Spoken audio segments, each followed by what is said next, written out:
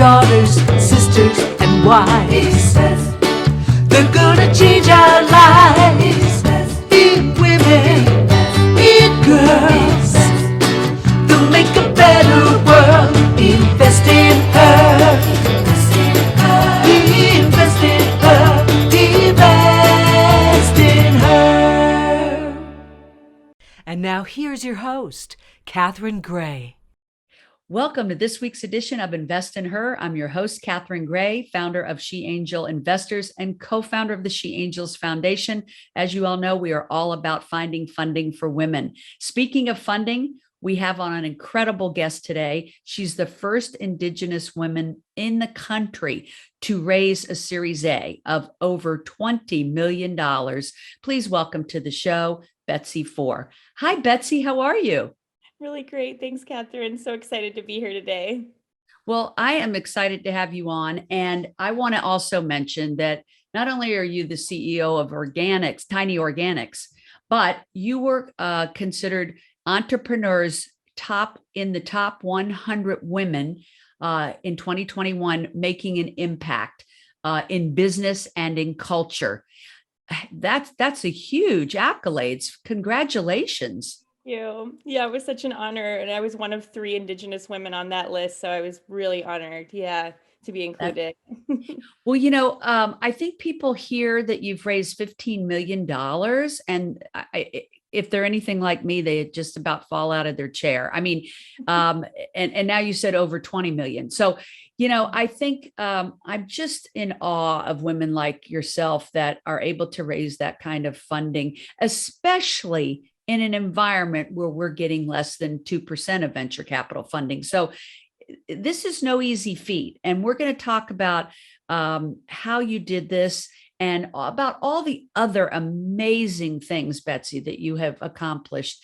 And I am so looking forward to the panel next week. This is on March 29th. We're going to have you and 4 other extraordinary women talking about how you've raised millions of dollars, because I think by sharing your story, you help inspire and educate other women about what is possible. Absolutely. Yep. So you were telling me that you grew up in a little town, and I think a lot of people relate to that. You grew up in the Midwest in a little tiny town, and now you're like moving and shaking in the big city, New York, Chicago. How did you make that transition out of that little town? And what was the trajectory to get to where you are now? Oh my goodness, Catherine, I'll take you way back because it was a little country village actually in the middle of nowhere. I mean, I was so sheltered all growing up, and I'm grateful for my childhood. I always say, I was last generation to grow up without the internet until the age of 12. So, my imagination was constantly at play, and it's what, brought me into my career initially as a toy inventor and kind of never wanting to lose that childlike wonder. But I did grow up between, little country town, middle of Illinois, and my reservation in North Dakota, Turtle Mountain, Chippewa, about 10 miles south of the Canadian border. So between those two really sheltered, environments, I had just like an incredible upbringing of a lot of love, right? We didn't have a lot of money, but we had a lot of love. And I would always tinker in the garage with my dad building motorcycles. That's what got me into industrial engineering and design initially, when I realized, wait a minute, I could build motorcycles, or I could build toys or cars if I got into that line of, work. And I'm the first person in my family to graduate college. So for me, it was just such a dream when I first visited Chicago at the age of 17. And I thought, this place is a fairy tale. Oh my goodness, the buildings, the beach, the food, right? And the people. I mean, it was like, and I'm still infatuated with Chicago to this day after living in London and New York for the past decade. It's kind of full circle for me. But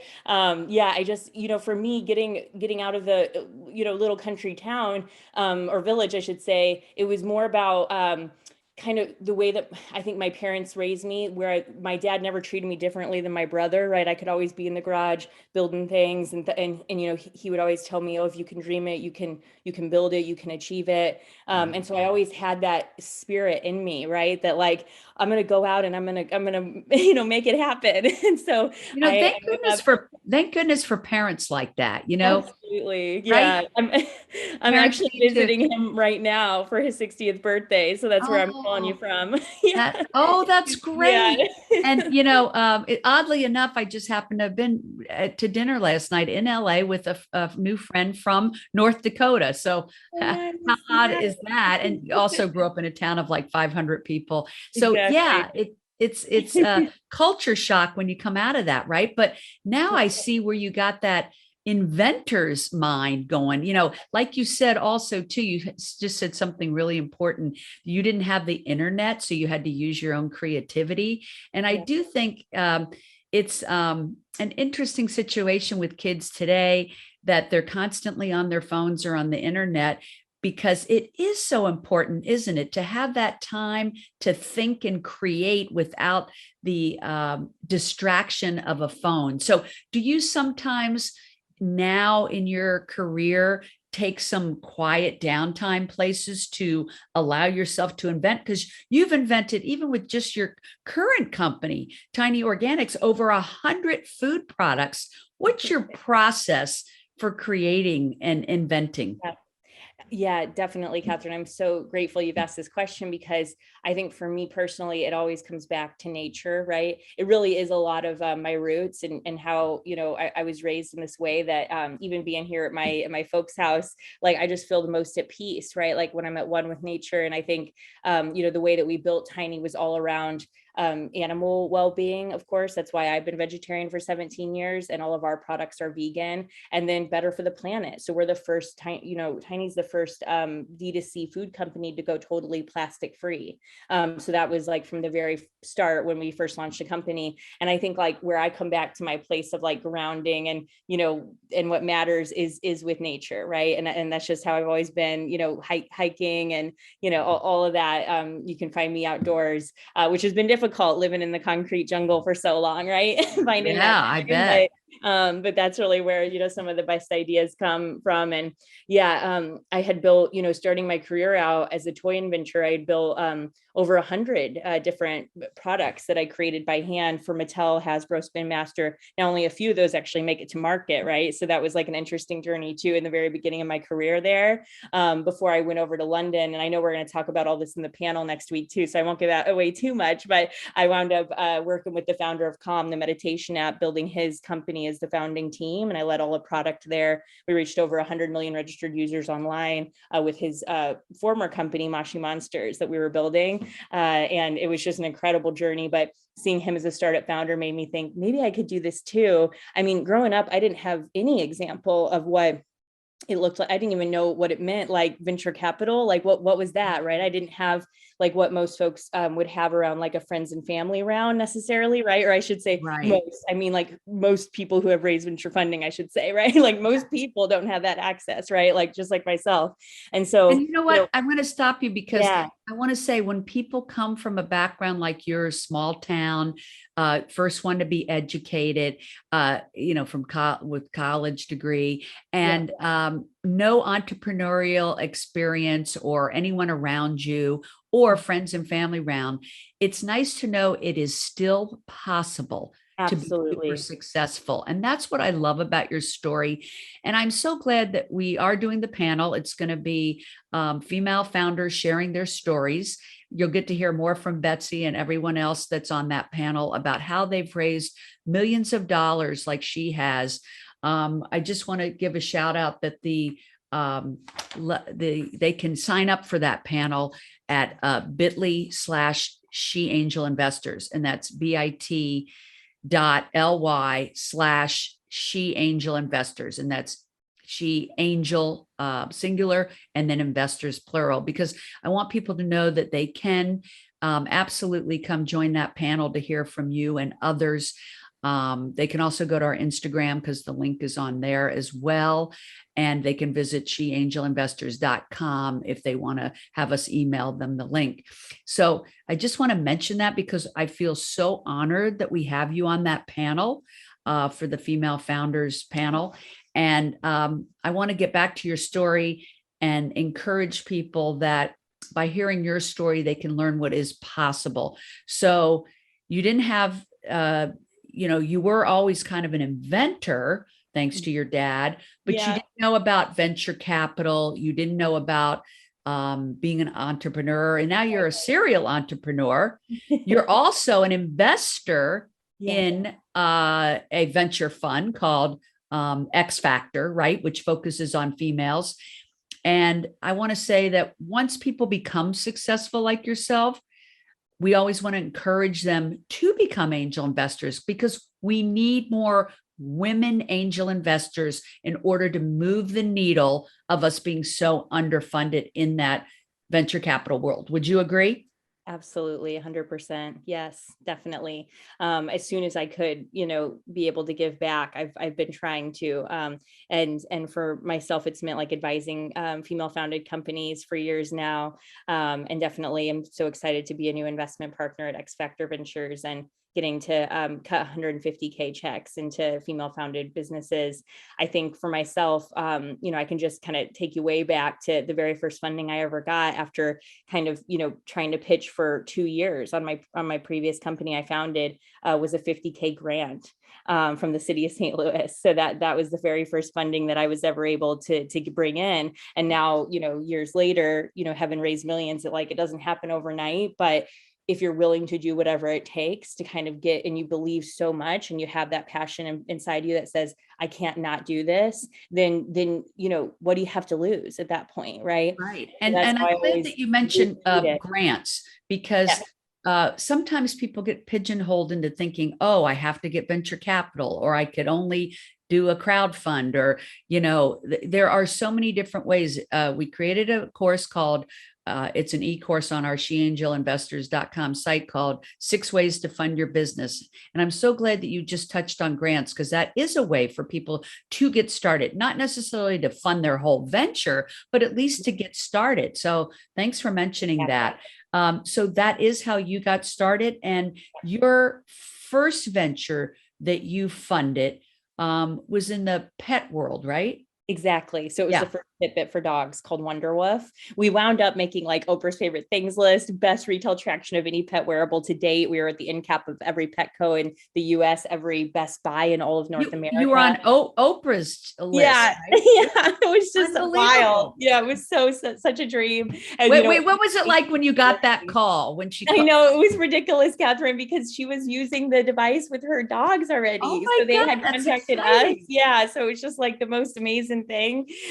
And then, to have her, kind of endorsement with my last company. And then just, it's kind of just so incredible to me. But like with Michelle Obama's team reaching out to Tiny, even prior to us launching, because for her 10-year anniversary since founding Partnerships for a Healthier America in the White House, it was all focused on early childhood introduction to vegetables, right? So trying to work with companies, and she had read an article, Can Babies Learn to Love Vegetables, out of the New Yorker, and they had put Tiny Organics in there as like the kind of gold star company that was trying to do this. And so then, her team reached out. We were like totally floored and so excited. We're one of her founding partners, having built the little icon for her team that shows that, this is a vegetable forward product. And that's so much of the reason we built Tiny, right? Is that we would create savory forward as opposed to sugary forward palettes throughout the nation. But I think this just speaks to, what I did in the early days when you don't have access to kind of any kind of, funding. And I was able to get that. And you don't have access to Michelle Obama or Oprah. Oh yeah. Or Oprah, exactly. Yeah. And so what I was able to do was, partner and bring on these, I always say I'm standing on the shoulders of giants, right? And that includes my ancestors for sure.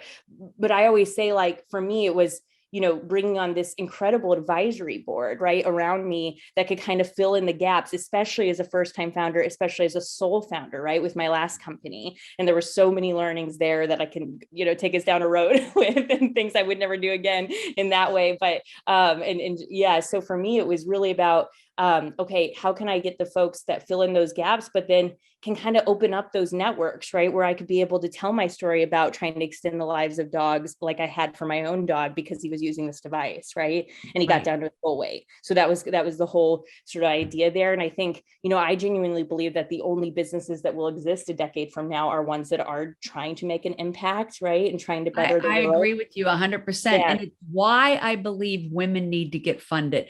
The Dalai Lama said says that the Western women will save the world. And I say, how are they going to do that without funding? You've got 50% of the population are women, more than 50%.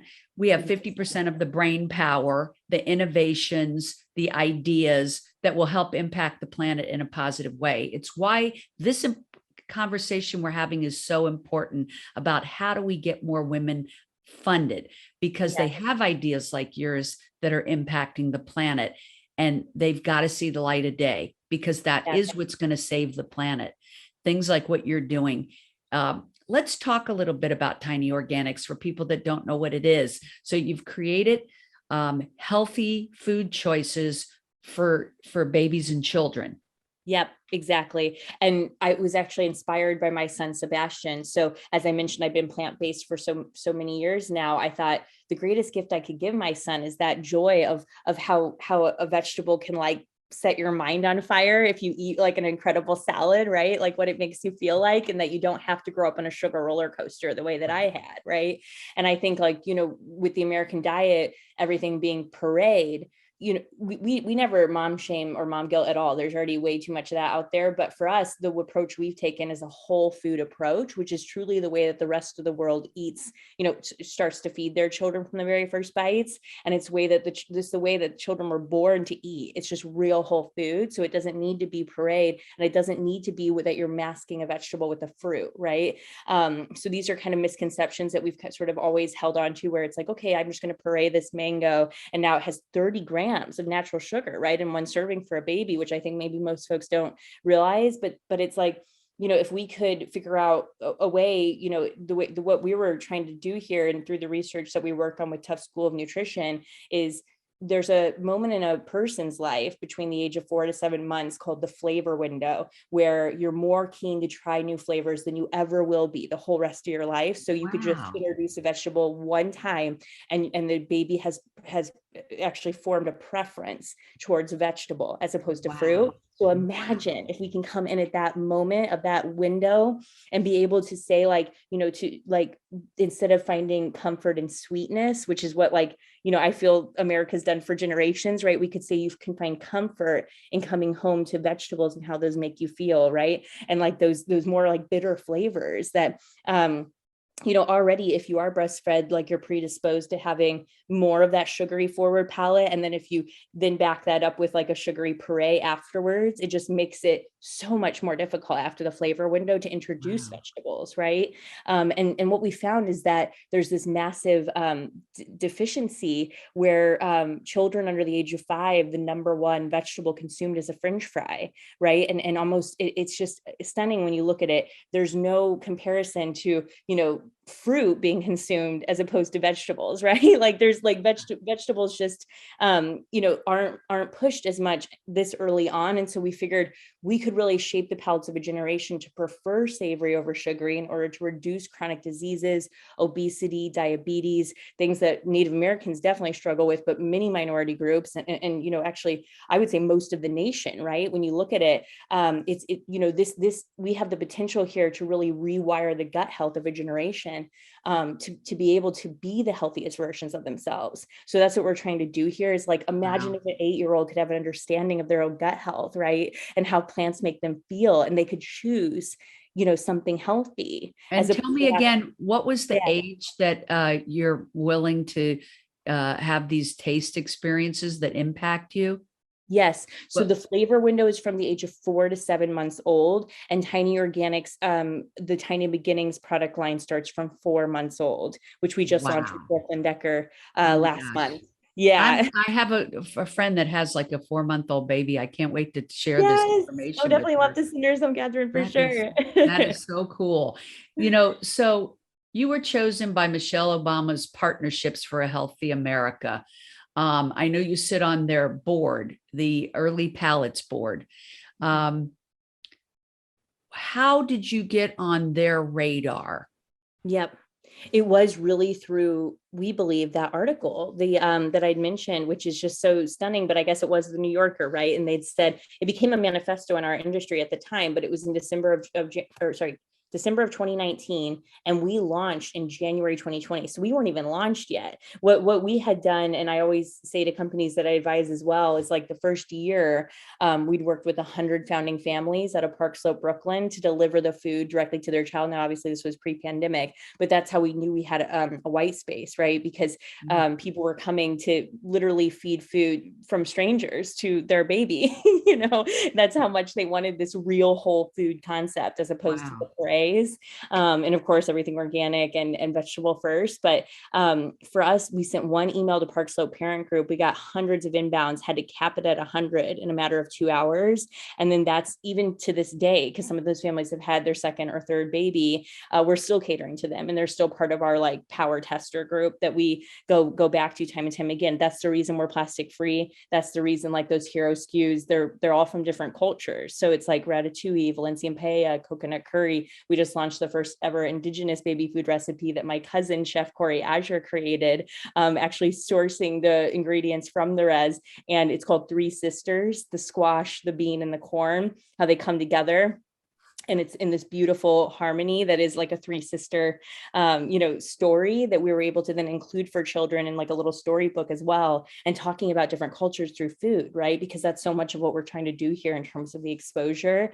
Right. But yeah, and so for us, it was really like kind of alignment when we'd met PHA, because it was all about veggies early and often. So we co-authored a white paper with them, called Veggies Early and Often, actually, just to figure out what is that impact that we could have if children began with vegetables instead of fruits, and how that could really, like, if we got in at that flavor window as mentioned, like how that could really change like the way that they would prefer, veggies over fruits even. Yeah. And it's so interesting, women's perspectives, I think, are very different, and I think you bring that female perspective to the table when it comes to, children. And this is why it's important for, many times women are thinking of different inventions and innovations than men are. And so that's why it's so important to have women's inventions come to light. And I know we're going to hear more of your story on the panel next week on the 29th, which will replay on the 30th. And if people want to sign up, it's bit.ly/She Angel Investors, but you can also go to She Angel Investors Instagram and click to sign up there. You'll get to hear Betsy and 4 other amazing stories of how they've raised funds. I want to get back to how you raised the funds, because you had shared, you kind of started with that first grant from the city, but what was your next step? Because there's a big leap from that $50,000 grant to the 20 million you just raised in venture capital. So I know you can't go through every detail, but kind of, share with the viewer, like how they could get from here to there. Yep. So I kind of hinted at it with the incredible advisory board that I'd sort of, circled to fill in those gaps and the network effect there. But what happened when I got that grant is it actually opened up access to kind of local investors that knew about the grant that I was then introduced to. And it was incredible. It was folks like Jim McKelvey, the co-founder of Square, Maxine Clark, the founder of Build-A-Bear, right? Which as a toy inventor, that was like the holy grail. And, and so just getting aligned with some of those folks early on, then that has like, a network effect as well. I will say that it's totally different from my first company to my second company. I did raise millions with Wonderwoof, but after that 50K grant, but it was always from strategic individuals. It was never the VC route, which is very different in what I'd done with Tiny, right? There's pros and cons to both. And I know a lot of women feel like, oh, I need to do the angel route first, because a lot of times that's where we would find, at least in the past, alliances of folks that understood what you're trying to build here, right, for that community. Because I remember at the time, now this was a decade ago, going into the VC rooms and just not having one woman in the room, or not having anyone that understood like why, in terms of, and it's so difficult because you have that unconscious bias, right, already, in the mindset of all these men, that at the time where, and by the way, I have incredible male mentors, right, and obviously I have my son, and I'm pro man for sure. But what would happen in these situations is you just have that bias. Oh, this person doesn't look like me. They're not talking like that, or they're not, it's like it is so much more difficult. And I think, now the VC landscape has woke up, right, and realized, okay, we need to at least have one female partner on our team, thankfully. And I feel like that's just happened over the past like 5 years, to a decade. And so the time I went out to raise for Wonderwolf to the time of Tiny, it was just honestly black and white. It was just so different. And with Tiny, going out and finding these venture partners that were like really aligned and just got it, and didn't have necessarily those biases, or already had women involved that could, kind of come alongside and understand what was happening, I think made all the difference. But earlier days, what built from that 50K was really just, and I know people talk about it's a long road, right? Because it was actually over 10 years now. So it's like you get that first one, it's a domino, right? And you're just kind of going Build through from there. Yeah, exactly. Right. And like you said, the landscape is changing. We're working on a new film about that called Girls Just Want to Have Funds. And it is about, Catherine. thanks, so cool. thanks. And, it's how more and more venture capital, female founded venture capital funds are popping up because of this need to see, people really do tend to invest in people they identify with. So the good news is the more women that are in it, the better it is for all women of all ages, of all ethnicities, because women tend to understand certain products and services better that they identify with and will invest in. And that's why we need more angel investors. It's really on a mission we're on with the film, with this platform, with these podcasts, to encourage more women who can invest in other women to do so. And I love that you, with your success, like I said, are investing in other women. Bravo. And you also just started a nonprofit, right? Exactly. Oh, thank you for mentioning that, Catherine. We're not launching it until later this year, but I've co-founded NEO, which is Native Entrepreneurs Organization. And it's going to be, well, it already is the largest community of Indigenous founders in the nation. So we're just, coming alongside, supporting one another. And eventually we will be writing those 50K grant checks to future Native founders, right? Going to the tribal colleges, starting with mine on the reservation that my Aunt Diana helped found. Right, and trying to build up sort of an awareness that you actually could be, an entrepreneur even, because that access and that opportunity, unfortunately, on the reservations is not normally there, right? Like I had no idea what venture capital was growing up. Maybe most folks didn't, right? But I think just having that sort of understanding and being able to give back, right, as Native founders in this way to the next generation is really what we're trying to do here. So I actually have a talk right after this with the U.S. Chamber of Commerce. It's going to be, really big group of folks talking about this initiative that I've been building and working on here as really, the first in the nation to ever bring together a group of Indigenous founders across tribes. I love that. And I do think a majority of our listeners, like you just said, don't understand venture capital. And it's so important for people to get educated on what a great opportunity it is to invest in venture capital as a general partner, to be an angel investor. It can be very rewarding, very lucrative. It's like the best kept secret. We're trying to pull the curtain back and have people understand just really what a great opportunity it is if you're in a position to be an angel investor. And so I'm happy that we're talking about that. Thank you so much for sharing your story. I can't wait to hear more of your story on the panel next week on the 29th. We'll be sharing more of your story and 4 other women who have also raised a substantial amount of funding.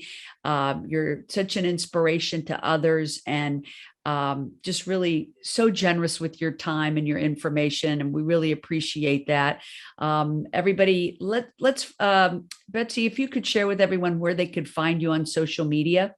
Yeah, and thank you so much, Catherine, for this opportunity and everything. I just so appreciate it. I'm very excited about the panel. You can follow us at Tiny Organics on Instagram. My handle is just my name, Betsy Fore, on there as well. We're also on Twitter and TikTok on as Tiny Organics. So you can Great. And for those of you just listening, it's Betsy Fore, but that's Fore. You can find her on LinkedIn as well. And of course, follow us, She Angel Investors, and on Instagram, also Catherine Gray at Invest in Her. If you go to our She Angel Investors Instagram, you can find the link for the panel next week that Betsy will be on with 4 other amazing entrepreneurs who have raised funding. So excited for that. And just remember, everybody, to invest in her. Be sure to invest in another woman this week and make it a great week. Thank you so much, Betsy. Take care. Remember, if you're looking to launch a business or grow your business, check out our e-course, 6 Ways to Fund Your Business, available at sheangelinvestors.com.